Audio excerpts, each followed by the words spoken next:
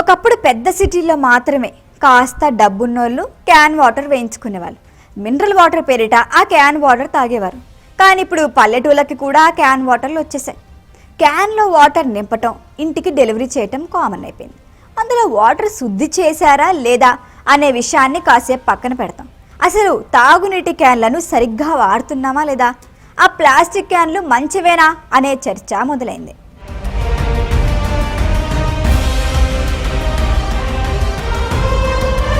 ఒక్కసారి water can కొంటే ఎన్నాళ్ళైనా దాన్ని వాడుకోవచ్చు. అది చెడిపోదు కాబట్టి ఎప్పటికప్పుడు శుభ్రం చేసుకొని అందులోనే తిరిగి నీళ్లు పట్టుకొని వాడుతుంటారు. చాలామంది అలాంటి క్యాన్లలోనే సప్లై చేస్తుంటారు. అయితే వాటర్ క్యాన్లకి కూడా ఎక్స్పైరీ డేట్ ఉంటుంది. వాటర్ క్యాన్లు ఎన్ని రోజులకు ఒకసారి మార్చాలి, అవి ఎంత శుభ్రంగా ఉన్నాయి అనే విషయాన్ని తెలుసుకుందాం. ఈ మధ్య చెన్నైలోని కొంతమంది వాటర్ ప్యూరిఫైర్ నిర్వాహకులకు ఆహార భద్రతా సంస్థల ప్రతినిధులు శిక్షణ ఇచ్చారు. వీటిలో కొన్ని మార్గదర్శకాలు జారీ చేశారు. వాటి ప్రకారం వాటర్ క్యాన్లని 50 సార్లకు మించి వాడకూడదు. లోపల మురికిగా ఉన్నవి, గీరుకుపోయిన క్యాన్లను ప్రజలకి సరఫరా చేయకూడదు. తాగునీటి క్యాన్లను ఎండలో ఉంచకూడదు. అలా ఉంచిన డబ్బాల్ని సరఫరానే చేయకూడదు. FSSAI గతేడాది నవంబర్లో దీనికి సంబంధించి నోటిఫికేషన్ విడుదల చేసింది. బాటిల్ వాటర్ క్యాన్లలో వాటర్లను అత్యంత ప్రమాదకర ఆహార పదార్థాల జాబితాలో చేరుస్తున్నట్లు ఆ నోటిఫికేషన్లో తేలింది. అంటే వాటర్ బాటిల్లో నీరు హై రిస్క్ ఫుడ్ కిందకు వస్తుందన్నమాట. సాధారణంగా ఎక్కువగా కలుష్యమయ్యే అవకాశం ఉన్న ఆహార పదార్థాలని ఈ జాబితాలోకి చేరుస్తారు.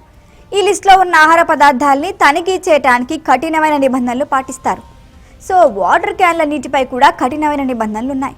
ఈ ప్లాన్ని నడపాలంటే BIS ధృవీకరణ తప్పనిసరి. అంతేకాదు, వీటిని తయారు చేసే కంపెనీలకు లైసెన్స్ ఇచ్చేటప్పుడు అధికారులు వ్యక్తిగతంగా సదరు కంపెనీల్ని తనిఖీ చేయాల్సి ఉంటుంది. ఇలా ప్రతి ఏడాది చేయాలి. మనం వాడే వాటర్ క్యాన్లపై FSSAI BIS ముద్రలు, వాటి నిబంధనలు ఉన్నాయో లేదో చూడాలి. కొన్ని డబ్బాలపై మినహాయించి మిగతా వాటర్ క్యాన్లపై ఎక్కడా ఇవి కనిపించడం లేదు. నీళ్ళని శుభ్రం చేయడానికి 5-6 వడపోత పద్ధతుల్లో నీటిని శుద్ధి చేస్తారు. ఇలా ఎలా శుద్ధి చేశారో క్యాన్లలో ముద్రించాలి.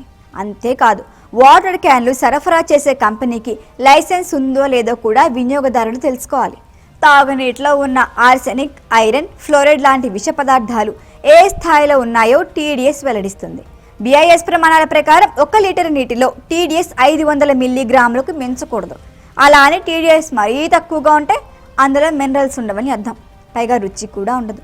క్యాన్లలో వచ్చే నీటిలో లీటర్కు 100 మిల్లీగ్రాముల TDS ఉందో లేదో చెక్ చేసుకోవాలి. వాటర్ క్యాన్లతో వచ్చే ఆరోగ్య సమస్యలు ముందుగా అందులో ఉండే ప్లాస్టిక్తోనే మొదలవుతాయి. ఎండలో క్యాన్లని పెట్టడం వల్ల ప్లాస్టిక్ కరిగి నీటిలో కలుస్తుంది. ఈ నీటిని తాగడం వల్ల ఆరోగ్య సమస్యలు వస్తాయి. ఊబకాయం, గుండె జబ్బులు, వీర్యకణాల సంఖ్య తగ్గటం, థైరాయిడ్ లాంటి సమస్యలు వస్తాయి. తాగునీటి క్యాన్లలో నీటిని నేరుగా తాగకూడదు. అందులో నీటిని ఇంట్లో ఉన్న స్టీల్ పాత్రలు లేదా మట్టి కుండల్లోకి బదిలీ చేయాలి. ఇలా చేయటం వల్ల రసాయనాల మోతాదు తగ్గుతుంది. దీంతో పాటు వాటర్ క్యాన్లను ఎప్పటికప్పుడు శుభ్రం చేయాలి. కనీసం 50 రోజులకు ఒకసారి వాటర్ క్యాన్లను మార్చడమే ఉత్తమం అంటున్నారు నిపుణులు.